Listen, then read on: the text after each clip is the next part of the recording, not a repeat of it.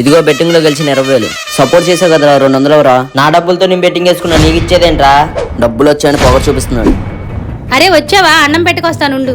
అమ్మా నాకేం వద్దు, నేను బయట బిర్యానీ తినేసి బయట తిని రావటం ఏంట్రా? ఇంట్లో అన్నం వేస్ట్ అవుతుంది. మీకు అసలు అన్నం విలువే తెలుస్తుందా? రోజుకి దొంగల మహా అయితే ఎంత అయితే 200 తీసుకో. హే వదిన, కోచింగ్కి వెళ్తున్నా, డబ్బులు ఏం కావాలా? చచ్చాన్రా. నీ డాల్డా వేషాలు నా దగ్గర వేసినావు అంటే మంచిగా ఉందో చెప్తున్నా. అత్త నీ ఫ్రెండ్ వచ్చింది. పొద్దున ఉమాగడ అన్న మాటలకి నాకు ఇప్పటికీ ఒళ్ళు మండిపోతుందిరా. అయినా నువ్వు ఆలోచించాల్సింది వాడు అన్న మాట గురించి కాదు, వాడికి ఆ డబ్బులు ఎక్కడి నుంచి వస్తున్నాయని. అత్తయ్య చెప్పింది నిజమే. టు బి ఫ్రాంక్ గారుతున్నారా? అసలు ఎంత సంపాదించో పొద్దు నుంచి తెగ బిల్డప్ ఇస్తున్నావు. టు బి ఫ్రాంక్ అంటే ఏంటి? ఏదో ఒకటి ముందు డబ్బులు ఎంత వచ్చాయి అది వదిన, అన్ని పోనుగా 10,000 మిలిగినాయి. బెట్టింగ్ తో సంపాదించిన డబ్బులతో నువ్వు ఏదో చేయాలనుకుంటున్నావు. అది నీ ఒంటికి ఇంటికి మంచిది కాదు. పాపపు సొమ్ము మన దగ్గర ఉండకూడదు. మ్యామ్ ప్రియా కొరియర్ వచ్చింది, బిల్ 10,000. 10,000 అమ్మాయి డబ్బులు